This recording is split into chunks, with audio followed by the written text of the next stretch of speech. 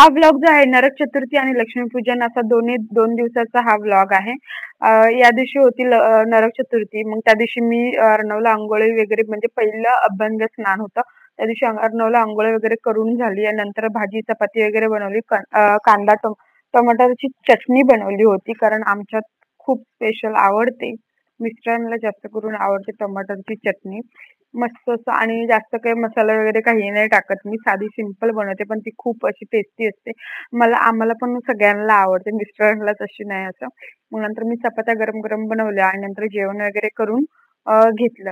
आणि मी काहीतरी ऑनलाईन म्हणजे जे काही ओळखीचे वगैरे मार्केटमध्ये असतात फरसाणवाले वगैरे त्यांच्याकडे दिवाळी हे केली होती, मागवली होती.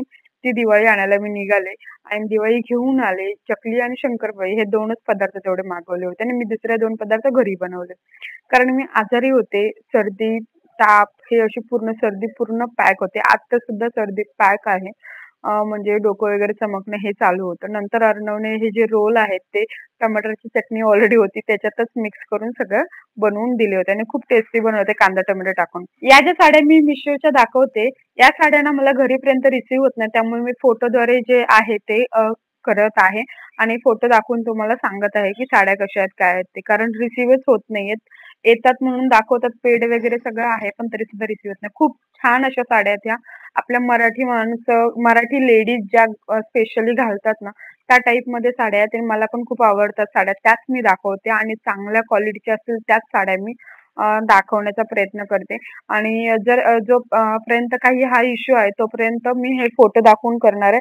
आणि जेव्हा साड्या म्हणजे घरपोच होतील तेव्हा मी तुम्हाला रिअल मध्ये साड्या दाखवूनच मग करेन. या साड्यांच्या लिंक ज्या आहेत त्या डिस्क्रिप्शन मध्ये दिलेल्या आहेत. नक्की जाऊन चेकआउट करा आणि बाय करा. ही जी दिवाळी आहे ती माझी फ्रेंड आहे एक तमिळ. त्यांच्या साईडचे जे काही पदार्थ असतात ते तिने मला दिले होते. काही पदार्थ 3-4 पदार्थ होते त्या दिवशी त्यांच्याकडे बनवले जातात ते दिले होते. आणि हे जे दुसरे पदार्थ आहेत ते तिने बाय करून घेतले होते. आय थिंक विकतच आणले होते त्यांच्या साईडचे व त्यांच्या शॉप असतात त्यातूनच. खूप चवीचे आहेत पदार्थ जे काही आणि तिने बनवलेले पदार्थ सुद्धा खूप आवडले आम्हाला आणि खूप टेस्टी होते. हा दुसऱ्या दिवशीचा व्लॉग होता. अचानकच 5:30 वाजता काहीतरी पाऊस धो-धो पडायला लागला. विजा वगैरे कडकडायला लागल्या आणि त्या दिवशी मला पिरियड्स होते त्यामुळे मी काही लक्ष्मीपूजन करणार होते म्हणून मग अर्णव आणि अर्णवच्या पप्पांनी दोघांनी मिळून लक्ष्मीपूजन केलं. अर्णवने देव वगैरे पूजा वगैरे केली. जशी मी सांगते तसे सगळं करत होते. अर्णवचे पप्पा सुद्धा जसं मी सांगत आहे तसं करत होते आणि लक्ष्मीपूजन हे आम्ही साध्या सिंपल पद्धतीने दोघांनी मिळून केलेलं आहे. कसं म्हणतात की जेव्हा काही प्रॉब्लेम असतात तेव्हा करणं गरजेचंच पडतं. तशी गोष्ट झाली त्या दिवशी. आणि काही कारणास्तव आता काय ज्या गोष्टी घडायच्या ना त्या घडल्यावरती काही करूच शकत नाही.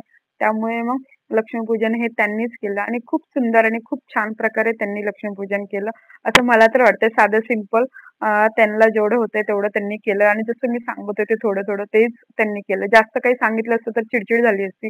कारण त्या गोष्टी त्यांना लवकर भेटत नाहीत, लवकर काही सुधरत नाही. त्यामुळे मग जसं आहे तसंच करा म्हणून सांगितलं आणि हे साधं सिंपलच केलं होतं लक्ष्मीपूजन.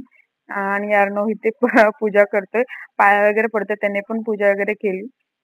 असंच असतं जेव्हा अडचण असल्यावरती तेव्हा काही ना काहीतरी मार्ग देव पण दाखवतो.